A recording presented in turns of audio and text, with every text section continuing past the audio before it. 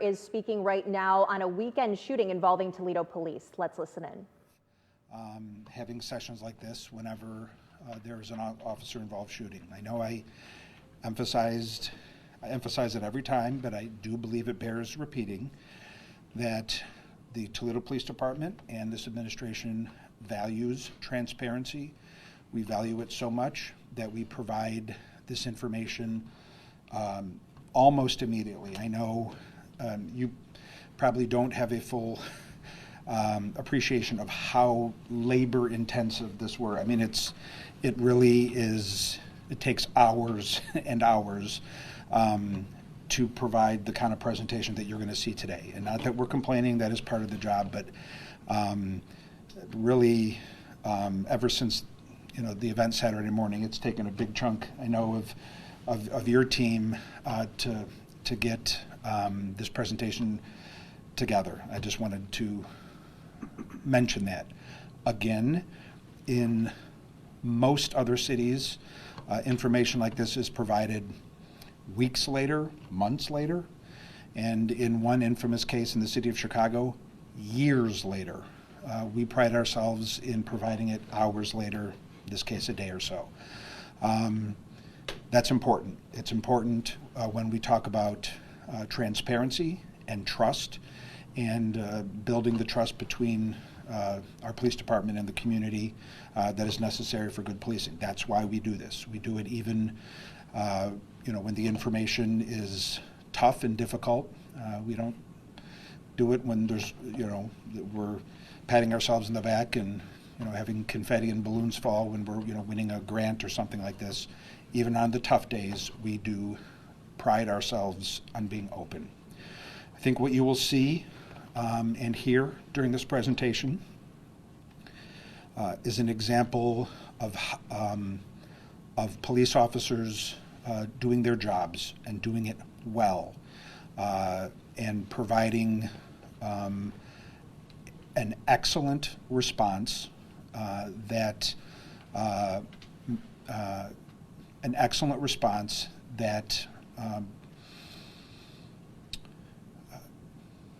should show the citizens that we take seriously all of the aspects of what is involved in a situation like this. What do I mean by that? In other words, during the last several months, we've had a national conversation about what policing should look like in difficult situations like this that involve weapons, that involve individuals who may be disturbed or have a mental illness.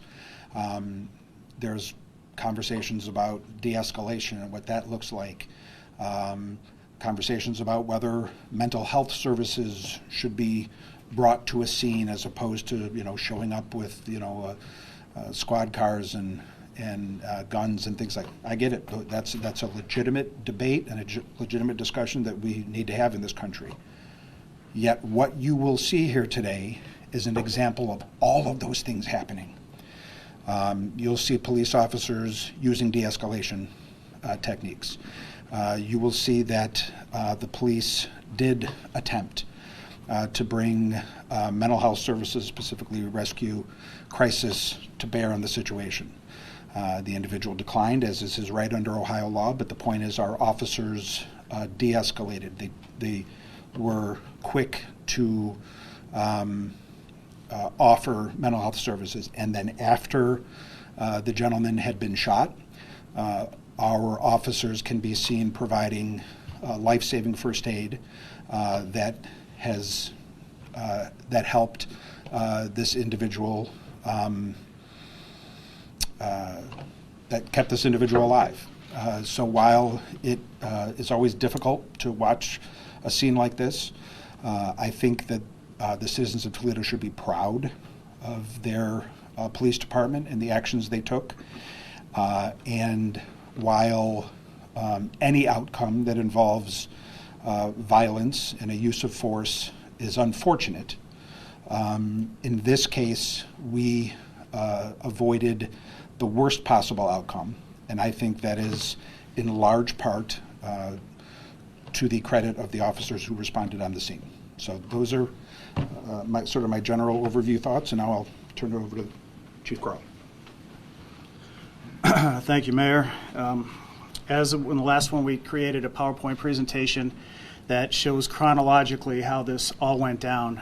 And like the Mayor said, I want to thank Lieutenant Lenhard and Sergeant Kurjan going through hours and hours of videotape and audio tape trying to make this a coherent presentation. So we're going to be talking about the officer-involved shooting that happened Saturday morning at 8:25 at 6020 Secor Road in Toledo, Ohio. I want to give you a little heads up. You are going to hear profanity, racial slurs, and images that could be disturbing, so please keep that in mind. What you can see here, the yellow dot is where Toledo police officers fired his weapon. The red circles are where the suspect fired his. This is the front door here, which was fired this way. After the shooting, he came in and fired through a back glass door, which you will see a picture of. He ran this way, came out around the east side of the building, and again fired his weapon where our officer fired back. The suspect is Demetric Kelly, a 41-year-old black male, last known address 6020 Secor Road. He has criminal convictions for attempt, which was amended from possession of a controlled substance back in 2017. He also was charged with resisting arrest in 2017 and multiple traffic offenses. Now, there were 3 one-man cars that responded today, or that day, rather, I'm sorry. We're going to give you information on all 3, even though only one officer fired their weapon. The first officer is Officer Carrie Hayes, a 49-year-old white female with 23 years of experience at TPD. She works Unit 520, which is a one-man vehicle out of the Scott Park District Station. She has no active discipline in her file.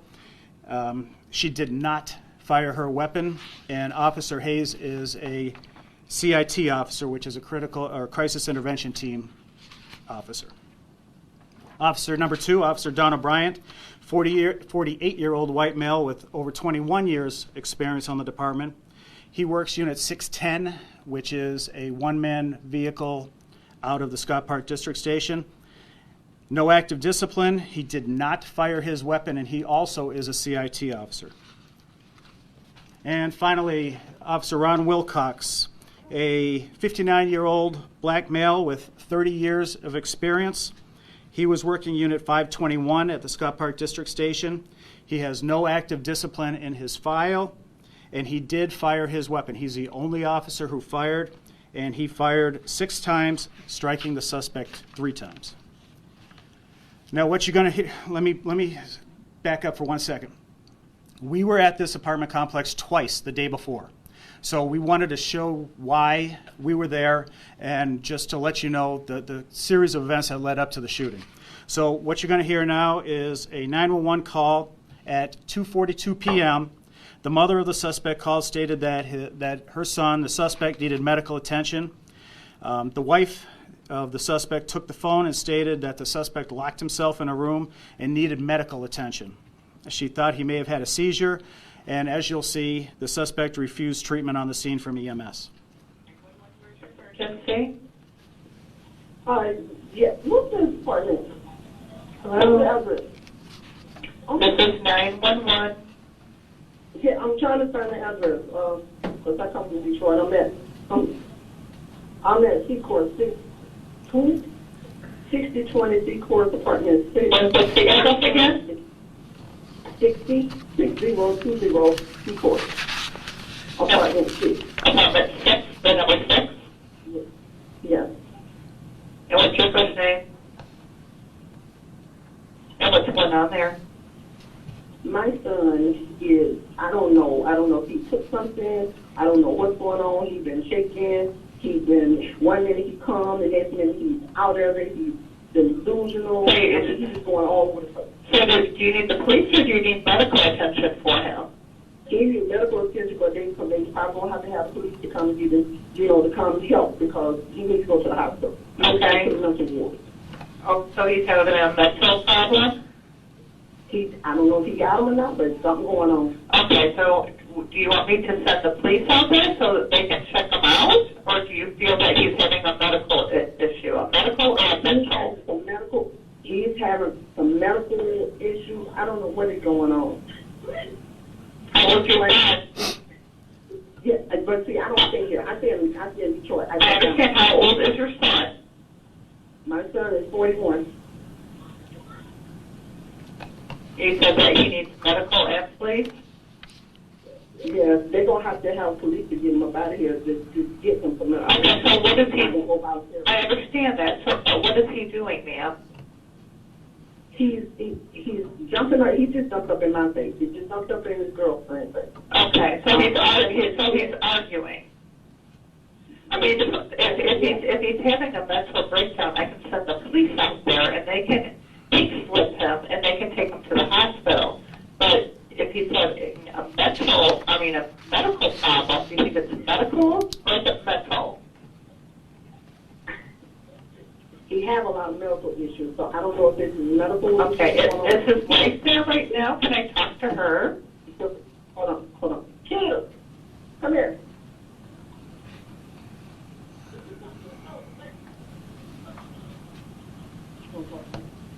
Hello. Hi, it's Toledo 911. I just got done talking to Deborah, and I just want to clarify, do you think he's having a mental issue or a medical issue? I can send the police out there if you feel that he needs to be pink slipped if he's having a mental breakdown, and they can take him to the hospital for some help, or do you think it's a medical problem? Well, when I got here, he was kind of dripping, almost like he was going in and out of seizures. Okay, so it looks like he's having some type of seizure? That's what it looks like to me. Okay, let me get you over to EMS, and I'm just going to send medical, okay, for a seizure, okay? What's your first name? Now, we won't be able to get in because he locked himself in the room and he will not open the door. So okay, so I'm going to, what's your first name? Lakrita. Lakrita, okay, I'm going to send, he doesn't have anything to harm himself or anything like that? No. Okay, and he's 41 years old, correct? Yes, that's correct. You said earlier it looked like he was having seizures, right? Yeah, because he kind of just keep going in and out of it, like body jerking, and then he was in a mid-sentence, and then he just like stopped talking and was staring off into space. Okay. So and then once he came, he kind of started acting irrational like this, and just like he had just looked like he didn't even know who I was, and then one minute would kind of come to and talk normal for a minute, and then right back out. Okay. And no weapons are involved and no one's hurt, correct? no. Okay. I'm going to get you over to EMS, and they're going to ask you a couple questions about his condition. I've got police, fire, and medical coming. Okay, now what you're going to see is the body-worn camera footage of the officer who arrived in response to that 911 call that you just listened to.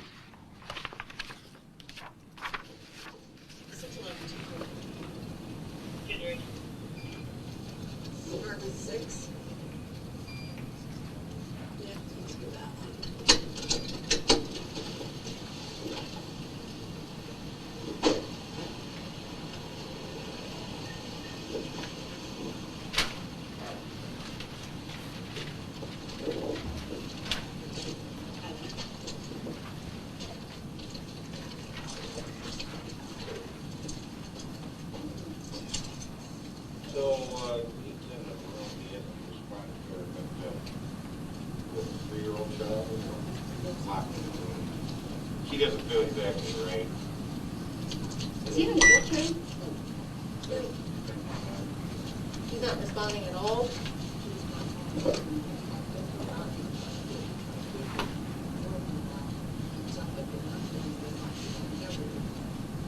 So his girlfriend's in there? Oh, but she just went in the... He's in a locked bedroom. There you go. There you go. There you go. This one. Unknown if he has weapons. This Don't one. have a gun. Come here. I don't need y'all in my house. I need y'all in my house for. I don't need them in my. I don't need y'all. I don't need no assistance. I don't need need no assistance. Okay, we are coming out to live coverage to me here because it's part of our FCC license that we cannot air any poor language, any cursing or racial slurs, which the police chief did say is involved in some of this video that we're seeing here from over the weekend. But this is video right now. Toledo police are arriving to the scene at the Secor Woods Apartments, and they are checking out this situation after receiving a 911 call from a mother and a girlfriend who stated that Dimitri Kelly, 41 years old, was acting like he was having a seizure. And so you heard the police dispatcher on that 911 call ask several times, ma'am, do you need EMS or do you need police help? And you do see just a short time later, police appear to arrive to this apartment, and that appears to be Dimitri Kelly's mother there talking to them on the stairs. Now this, according to the police chief, is just one day before a shooting Saturday morning involving Toledo police and Dimitri Kelly at the Secor Woods Apartments on Secor Road. We'll take you back to what all started this. Toledo police say this happened, what you're looking at here, this call from the suspect's mother the day before, but why police are really holding this news conference is because that man, Dimitri Kelly, ended up shot by Toledo police just the next day. We're told that some people had called Toledo police dispatch 911 claiming that they heard someone yelling in the parking lot around 8:30 Saturday morning at the Secor Woods Apartments, again there on Secor Road. Police arrived, and it was 3 separate single crew officers, and those are identified as Kerry Hayes, Don Bryan, and Ronald Wilcox. They all arrived at the Secor Woods Apartments on Saturday morning, and they claim that when they got there, this man was very irate, and they told him to calm down. They noticed that he had a gun. They told him to drop that gun, and he did shoot, hitting the window of a police cruiser. One officer fired back, and that man has recently been identified as Ronald Wilcox. He is a 30-year veteran of the Toledo Police Department. He has no active disciplinary action. He is also a black male, as is the suspect, Dimitri Kelly. He did fire 6 shots, with 3 hitting the suspect, again, according to Toledo Police Chief George Kral, and that information he just shared moments ago. So this officer, Ronald Wilcox, fires back at this suspect, Dimitri Kelly, after he had fired at the Toledo police cruiser. This man, Kelly, Dimitri Kelly, then reportedly ran inside the Secor Woods Apartments, where his son was inside, and shot at police again. We do believe this video is now ended, so let's go back to the chief. You're the reason why he's mad. We had a responsible adult there who was saying that he's fine, everything's good. And the officer was correct. We can't force someone to go to rescue. There's a slide coming up here in the near future where I'll go into a little bit more detail on that. Now, this is the 911 call for the second time we were there that day, which is the first time was at 2:42 in the afternoon. This time is at 6:02 in the afternoon. Now, you're going to hear the 3-year-old screaming, "Get off my dad." It's because the cousin is holding the suspect down. 911, where's emergency? I need an ambulance at 020 Secor Road, 606. 6020 Secor? Apartment 602. What is that? What is that? No. What's your name? What's your name? What's going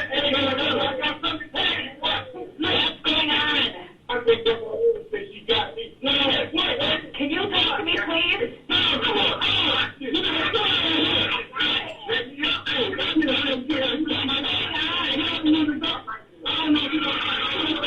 You need an ambulance? I need an ambulance. What's going on? I don't know. He might even stop my wife going to kill something. Who? My cousin. How old is he? He's 42. Okay, does he have anything to harm himself? No, tell me to hurry up. Okay, you need to answer my question. Huh? You need to answer my question. Does anybody have any questions? I need an ambulance. Does anybody have any questions?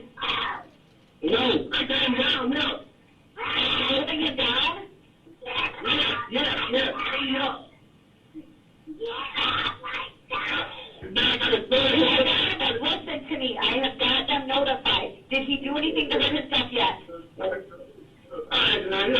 Did he do anything to himself? No, ma'am. That's what I have to ask. Okay, now you're going to see the body-worn camera footage from the officer who was dispatched to this call.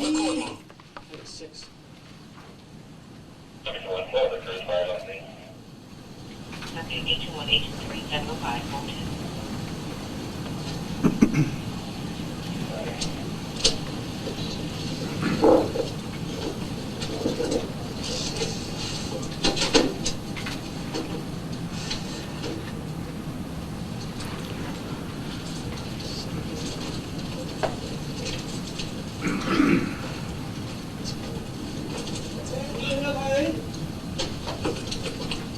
I don't know what's wrong with him, man. Let me go, man. Let me go. Just let me go. The other day, he talking about like he want to hurt himself. I'm not, man. I'm not trying to. Let me go. Hey, let's go have a seat. I'm not trying to hurt myself. We'll go inside and talk. Inside. We'll go talk inside, man. Are you going to sit on the steps? Man, look, we can do whatever, man. Why you holding me like that? Cause, nigga, you just can't hang. I ain't saying nothing. Told your son that shit. I told my son what? Okay, this is the second call now Toledo police say they made to Secor Woods Apartments on January 1st. This one about 4 hours after the first or so. They said that you heard a 3-year-old screaming in the background. That is the child of the suspect, Demetric Kelly, 41 years old. He was yelling, "Get off my dad," apparently to the cousin who was the one who was calling 911.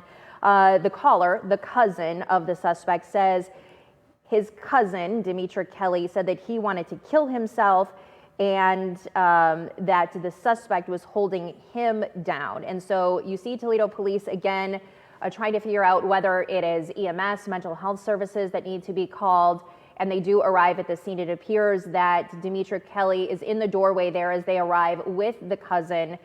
He goes down the hallway, and it appears now that they are eventually entering this apartment here at Secor Woods. Now, this suspect clearly under distress or disturbed for quite a long time, because the first call that Toledo police say they received was on New Year's Day around 2:42 p.m. We're now looking at video from 4 hours later, 6:02 p.m., and we know that yet again the police say they arrived on a 911 call 8:30 the following morning. So you can do the math and see that this was going on for clearly over 12 hours, maybe 16 hours, that this suspect, Demetric Kelly, was disturbed. And you can hear that in the voice of his mother, who called 911 at 2:42 p.m.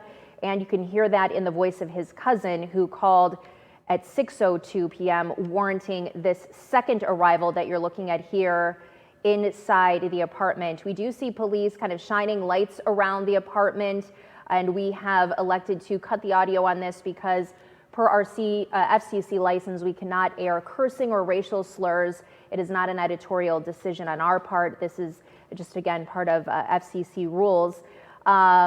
We are expecting to hear the police chief kind of recap what we saw here and then lead us into the following hours, perhaps into the evening and into the following morning on Saturday, when we do know Toledo police officers were involved in the eventual shooting of this suspect, Demetric Kelly. They're showing us this video, 2 body cam videos now, saying that this is kind of what led up to this weekend shooting. And this is not the first police involved shooting in recent weeks. Just less than a month ago, Toledo police did a very similar job calling a news conference involving the media to break down another shooting that had happened over on another side of town. This was less than a month ago. The chief likes to be transparent. The mayor says he does this as well. This other shooting about a month ago was at the Weiler homes, in which a man was shot and killed by Toledo police. But again, the Toledo police showed some body cam video showing that man pointing a gun at Toledo police officers. He had even gone the route of recording a Facebook Live saying that he was ready to die. And at that time, again, less than a month ago, the chief said his officers were justified in using that deadly force. That is not the case here. We do know Demetric Kelly did survive the eventual shooting that happened on January 2nd. And again, Toledo police are kind of walking us through the day before, what warranted this response They are now kind of going through the apartment here. You can see with their flashlights and taking a look around. At this point, they know that Demetric Kelly is, a disturbed person. This is now the second time in just 4 hours they had been called to this apartment building on Secor Road. And this is previously unreleased information. So we knew the shooting happened Saturday. It's now Monday. Toledo police have been meeting and gathering with their officers all of this body cam video, obviously statements from the officers who were involved and neighbors as well. Toledo police had said that there was we actually talked to a woman who was in the parking lot, and she reported hearing 5 shots, then silence, and then another 5 shots. So you do have also 2 people who, again, hours after the video you're seeing here, did call Toledo police saying there was a man yelling in the parking lot. We don't know the name of any of the family members or the cousin or kind of how he played into this or where the man's child is right now. We do believe that there was a girlfriend involved, and we heard from her on the first tape. Let's join now again with the live coverage. Come out and just pink slip them.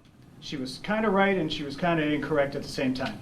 This is from the Ohio Department of Mental Health and Addiction Services. It's an application for emergency admission, what law enforcement calls a pink slip, because it's pink.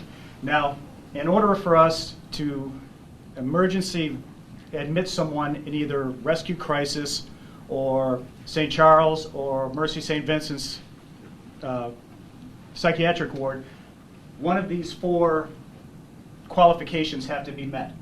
Threats of or attempt to suicide or serious inflicted bodily harm, recent homicidal or other violent behavior, evidence of recent threats that place another in reasonable fear of violent behavior and serious physical harm, immediate risk of serious physical impairment to or injury to self as manifested by evidence that the person is unable to provide for and is not providing for the person's basic physical needs, and behavior that creates a grave imminent risk to substantial rights of others.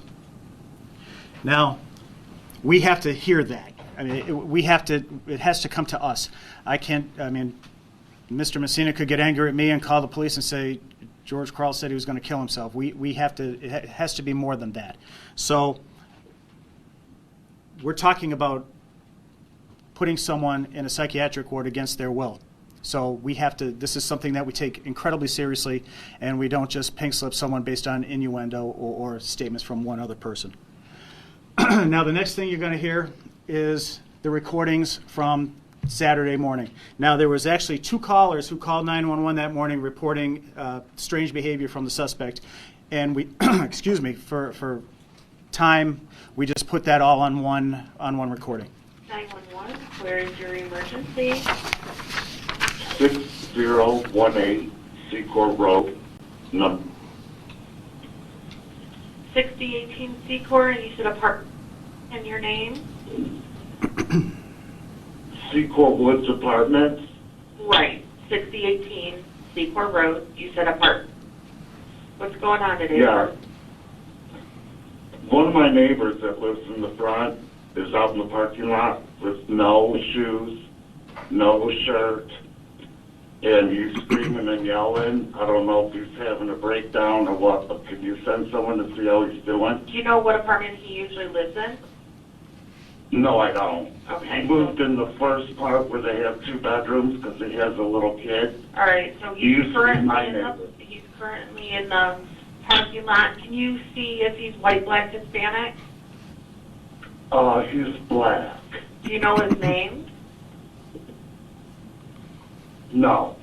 Okay. It's some long name, but he goes by Polo sometimes. Okay. And he has no shirt on, no shoes on? Correct. Okay. And do you know if he has anything wrong with him? No, I don't. I'm staying in my apartment. I don't want to go out there. Okay. All right, we'll go ahead and get them out there, okay? Hold on. I think he might be going back in his apartment. I'm not quite sure because he's not out there now.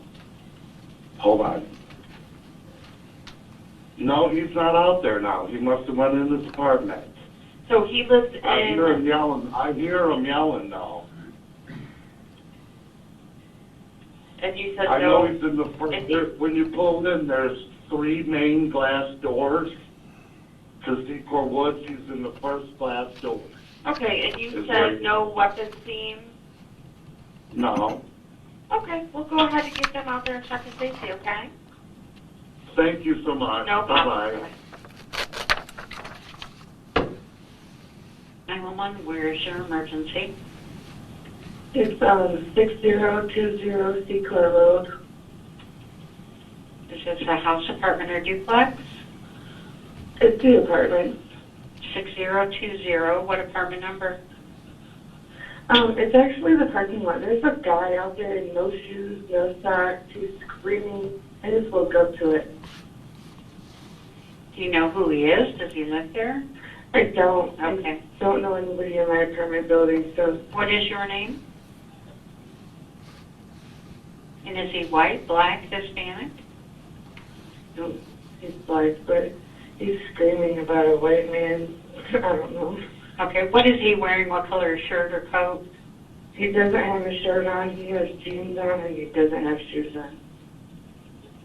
Okay, no weapons seen? I'm not sure. Like I said, I just woke up to hearing it. Okay, I'll go ahead and get them notified. Thank you. Okay. Bye-bye. All right, the next thing you're going to hear is the radio traffic from our officers when the shots were fired. Now, this is a 12-minute video or recording, but we're not going to play the whole thing. We're just going to play the important segments, but the entire recording will be given to you. 21610. Earlier this morning and yesterday, I'm not sure if this is related or not, but there was a call for check safety apartment 6 there. The caller called for 41-year-old husband Demetrius Kelly, who was having some issues that he had locked himself in a bed, possibly apartment 6. 521, okay, sir.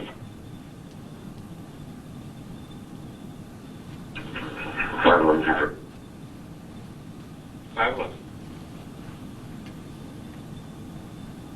521, I'm 23. 521.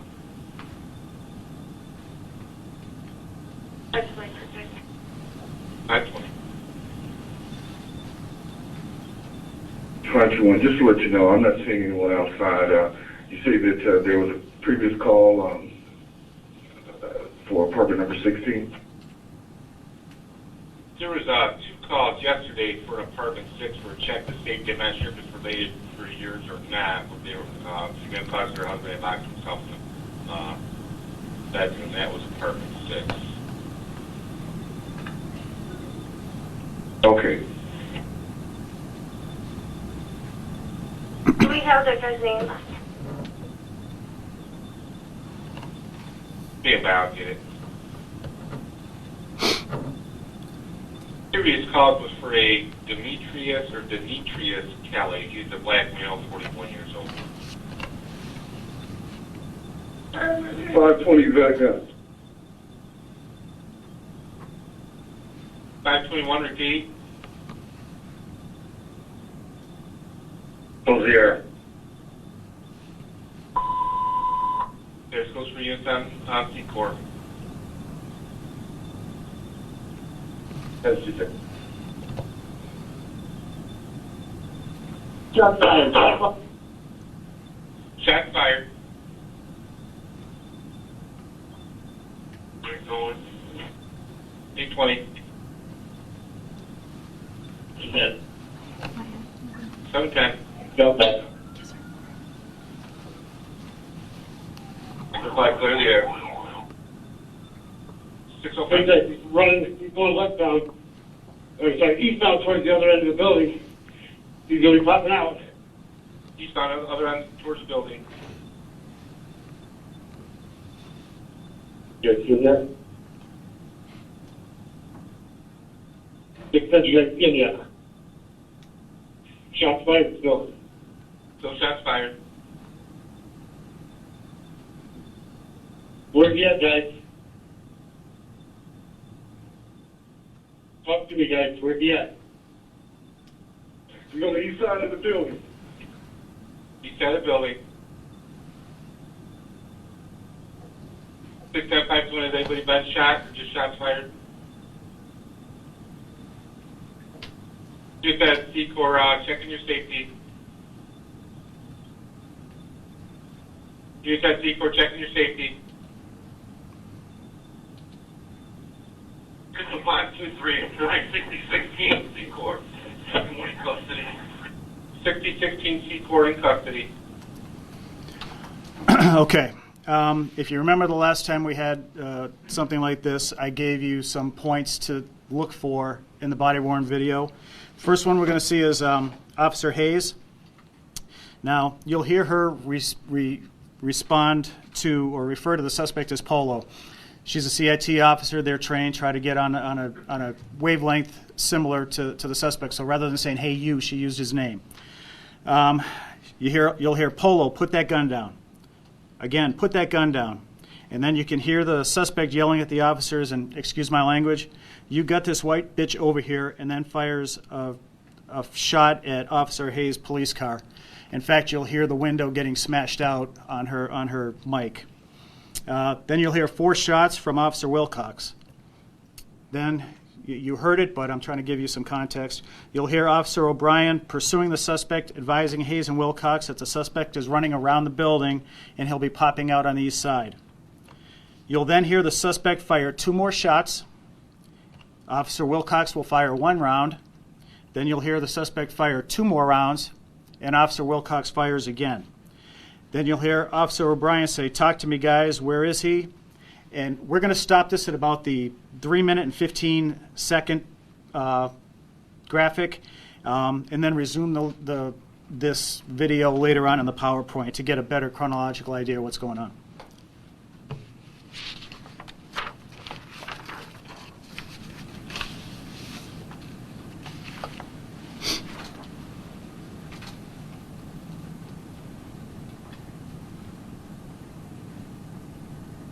Yeah, the suspect just came out. See Officer Wilcox pointing his gun.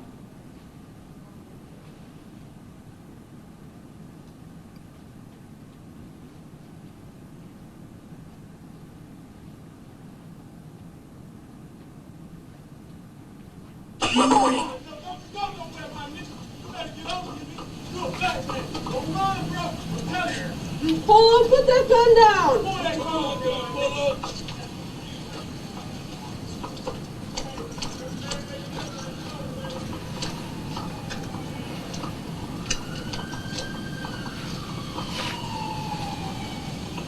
Ron, you behind your car?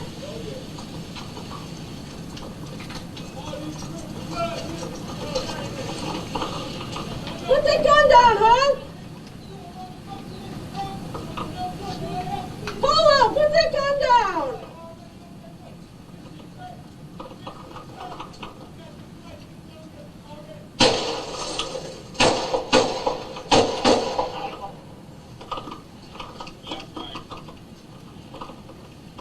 You all right?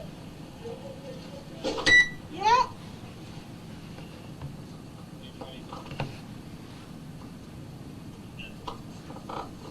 You're... Obi, are you okay? Is Obi okay? Shut my fucking car. Okay, we're going to dip out of that audio right now of the police entering into this shooting situation with this suspect, Demetric Kelly, on Saturday morning. This is body cam video worn by Officer Hayes, Carrie Hayes, who arrived to this apartment complex on a check safety call. You heard the suspect yell profanities at Officer Hayes and then shoot out the window of her cruiser. That was followed by several shots fired by Officer Ronald Wilcox, and you then heard Officer Hayes ask if he was all right, and then you continue to see the officers responding there. What I think is very poignant is today is 6 months since the shooting death of Officer Anthony Dia, and that happened at a very similar situation, really. The Toledo police were called on July 4th to the Home Depot parking lot on Alexis Road, and they responded to a person acting belligerently or irate in the parking lot. That person had a weapon, and ended up killing Officer Diaz. So this is Toledo police responding almost 6 months later to a very similar incident. You can see this one ended with all the Toledo police officers safe, but the one suspect, Demetric Kelly, is in the hospital right now, and he is in police custody. As we've mentioned, and as we've been covering for the past several minutes, Now this started 2 days. This was a 2-day ordeal, and we'll get back to the police chief And then with we'll more. move on to his body-worn camera.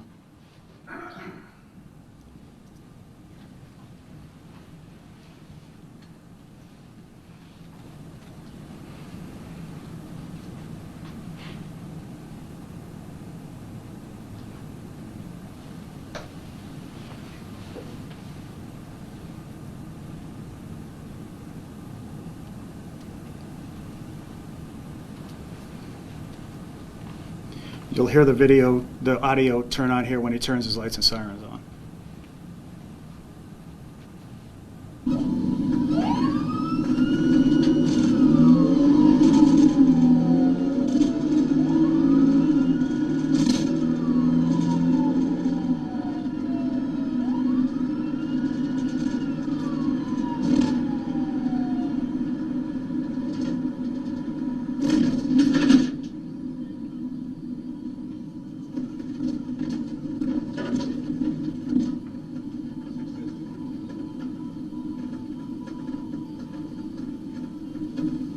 Now you see the suspect come out here at one point, and when you get a chance, you'll actually see the puff of smoke come out of his weapon.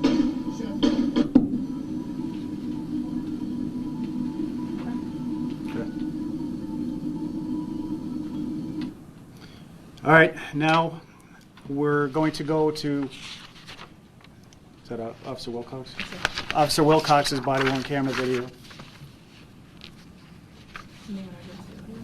What? 30 seconds of audio. Right. He had just turned on his body-worn camera. That's why you're not hearing anything. He didn't turn it on until the suspect came out. There was no reason to have it on standing in the parking lot. So we record back 30 seconds without any audio.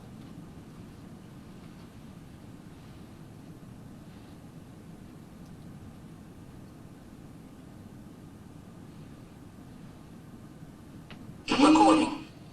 Hey, I'm okay. You okay? Are you okay? Okay, you are seeing Officer Wilcox's body-worn camera video. As you can see, he is pointing his gun as he responds to this call at the Secor Woods Apartments building on Saturday morning. He is the officer. Police say fired 6 shots, 3 of those hitting the suspect, Demetric Kelly. And we are hearing right now no audio. The chief said this is 30 seconds off before there would be a need to pull this weapon.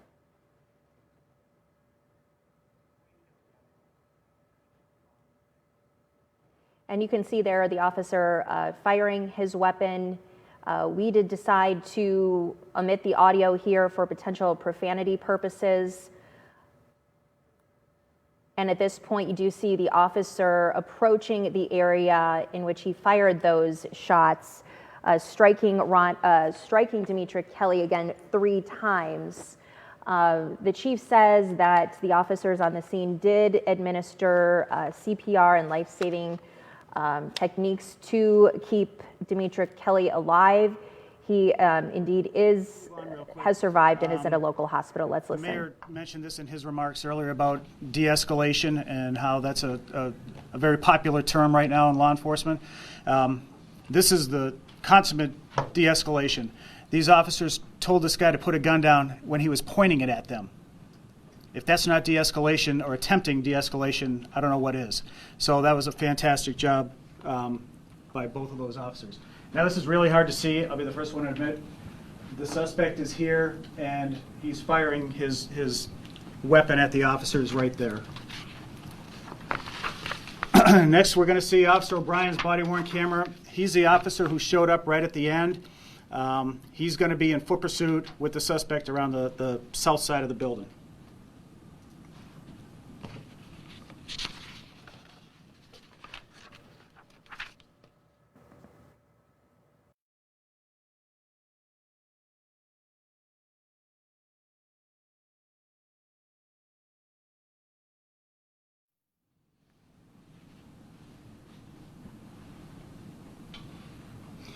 Our cars are set up that when you turn on the lights and sirens, your body-worn camera automatically turns on. So that's why you're staring at a steering wheel.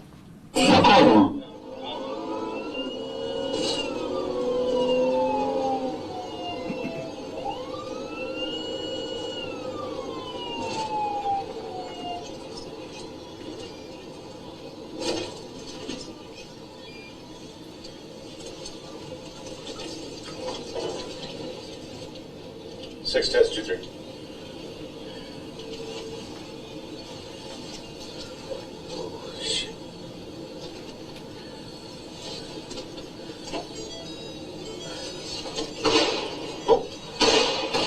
This is the body cam video worn by Officer Don O'Brien. He is a 21-year veteran, a white male officer. He did not fire his weapon. He has no active disciplinary action, and you can see him here running up to the Secor Woods apartment building, pointing his weapon, and he's kind of around the corner there of one of the buildings. And this is really kind of happening at the same time that you just seen the other body cam footage. As you heard the chief mention, anytime lights and sirens are activated in a police cruiser, that automatically turns on their body cam and it begins recording. And that's what you're seeing right now is the body cam video of Don O'Brien, Officer Don O'Brien. And he is running up alongside one of the buildings here at the Secor Woods Apartments around 8:30 Saturday morning. This is as the other officers there, Carrie Hayes and Don O'Brien, are having this interaction with the suspect, Demetric Kelly, 41 years old.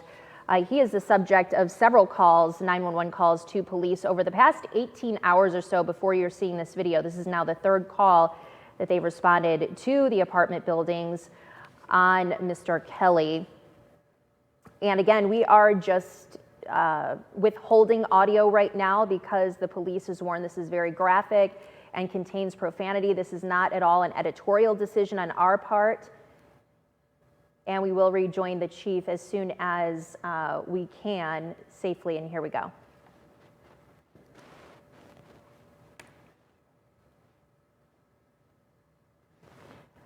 And I believe the reason that we panned away is because in this video you can see that that is the moment that a suspect, Kelly, was just shot by Officer Ronald Wilcox.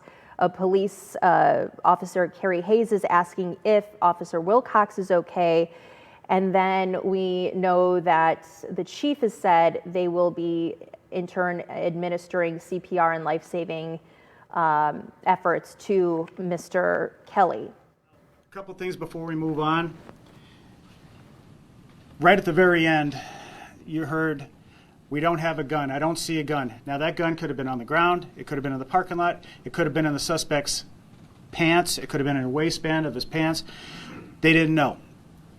This is why we train the way we do when it comes to our use of force. We didn't see a gun. We saw the suspect's hands. Officer O'Brien put his firearm back in its holster and deployed his taser.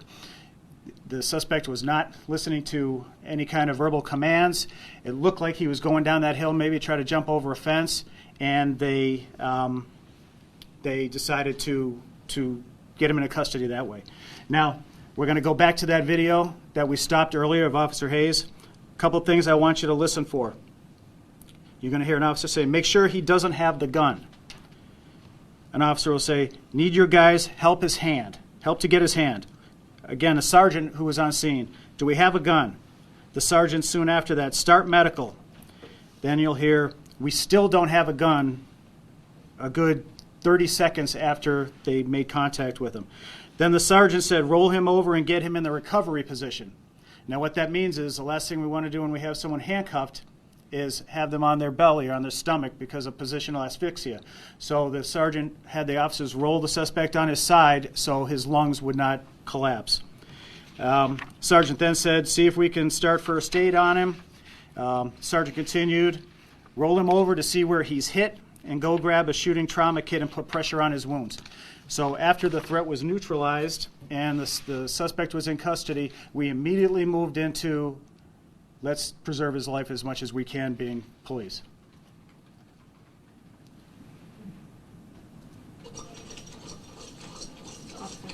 This is Officer Kerry Hayes, by the way.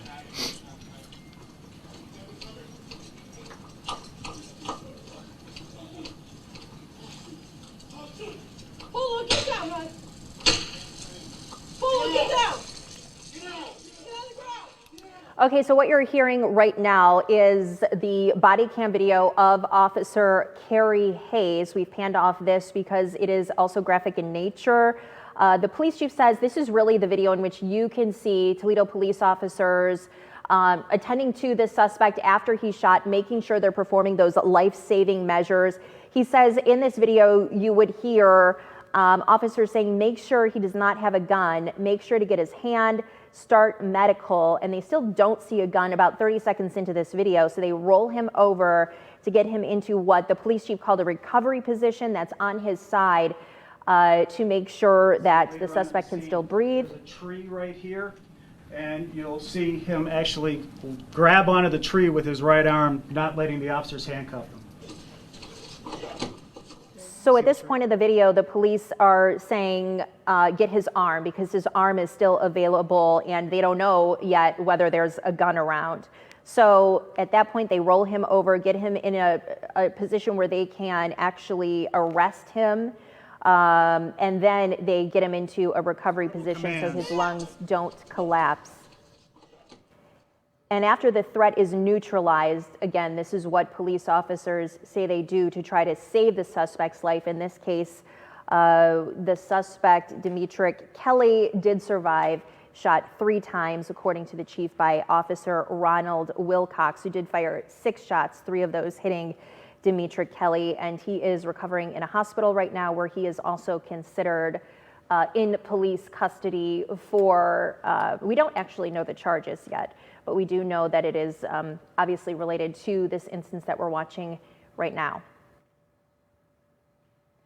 The police chief seems to be narrating some things that the media is seeing here in the room at Toledo Police Headquarters, pointing out how officers are delivering that life-saving treatment once the suspect, Demetric Kelly, was neutralized, as the police chief calls it. In the previous video, we saw Don O'Brien, who was the officer there kind of creeping around the building with his gun. He had said he had to taser, and the police chief said he was not listening to any verbal commands. So you have him, as well as Officer Kerry Hayes and Ronald Wilcox, who pleaded with this suspect. Even Ronald Wilcox, who had the gun apparently pointed at Demetric Kelly and a gun pointed back at him by Demetric Kelly, saying, please drop the weapon. And the chief really applauded his effort to de-escalate the situation there with Demetric Kelly. Let's see if we can hear more right now from the chief as he points out bits and pieces from this.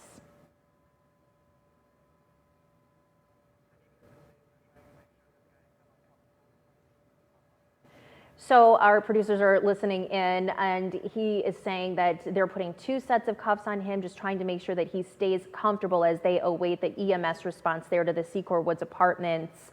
Again, it's Saturday morning around 8:30. This was a well-checked call because police had received not 1 but 2 911 calls saying that a neighbor was somewhat unclothed out in the parking lot there at the Secor Woods Apartments, just screaming and yelling. One woman even said that she woke up to the noise, and that is what prompted those police calls, 4 in total, since police became aware of the suspect, Demetric Kelly, just the day before on New Year's Day.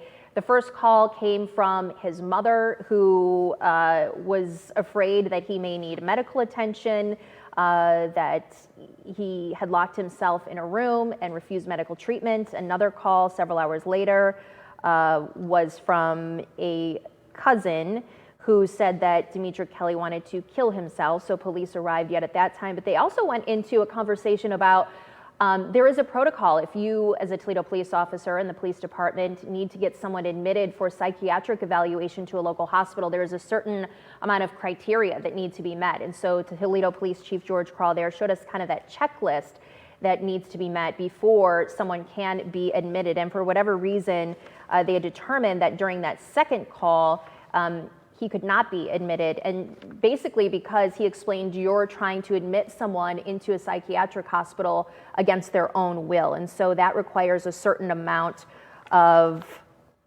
I guess, evidence, if you want to call it, of erratic behavior, self-harm, and things like that. Let's listen to what the chief's pointing out here. This is another view just from the inside of the vehicle. Do you want to talk about the rule now, sir, or no? No, I'll get to that. Remember when I said he fired outside at the officers first and then came in and shot inside the building? He shot out the back door before he went running out. Now, this is telling right here. That's the weapon he had. When I was on scene that morning, I saw the slide back, but I didn't see that. That's what we call a stovepipe. His weapons had malfunctioned.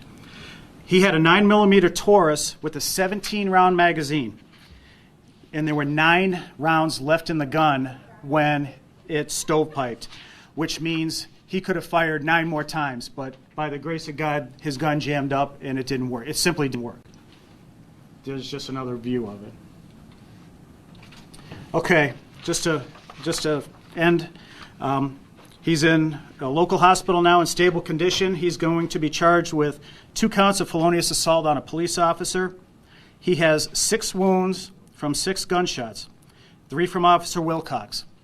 Officer Wilcox struck him in the chest, the arm, his abdomen, and the other 3 rounds were in his foot, where the suspect shot himself in the foot. When we went to clear the apartment to make sure that there was no one injured in the apartment, the suspect's 3-year-old biological child was there in the apartment. And this, if this doesn't make the hair on the back of your neck stand up, the 3-year-old produced another gun from the coat of the suspect and handed it to the police officer. It was a .22 caliber revolver. So there were several guns inside the house, and the kid knew exactly where they were. Child was subsequently released to the mother, and we have reached out to CSB regarding this, so I don't know where they are at this stage of the investigation. I know this was long. We're here for an hour, but we're talking about an officer-involved shooting, and we felt that it is incredibly important and incumbent on us to get the word out. As the mayor said, transparency is huge for all of us, and we want to make sure that your viewers and whomever is watching on Facebook or wherever knows exactly as much as we do. So if I can answer any questions. Okay, our reporters are now asking questions. We'll bring you their coverage on WTOL 11 News at 5. But just to recap the last bit of our continuing coverage of this police shooting that happened Saturday morning, the chief showed you the gun used by the suspect, Demetric Kelly, 41 years old. He is now in stable condition at an area hospital, shot 3 times by Officer Ronald Wilcox, a 30-year veteran of the Toledo Police Department. Also interesting, he was shot 3 times, according to the chief, by himself in the foot. And also very telling here, a 3-year-old, the one who you heard in one of those earlier 911 calls on New Year's Day, appeared in the apartment and actually handed Toledo police officers yet another gun. And they knew, the police chief said that child knew where guns were in the home. We are wrapping up our coverage. We will send you back to your regularly scheduled programming. And again, we'll have much more on our social media pages and WTOL 11 News at 5 and 6. We'll see you then.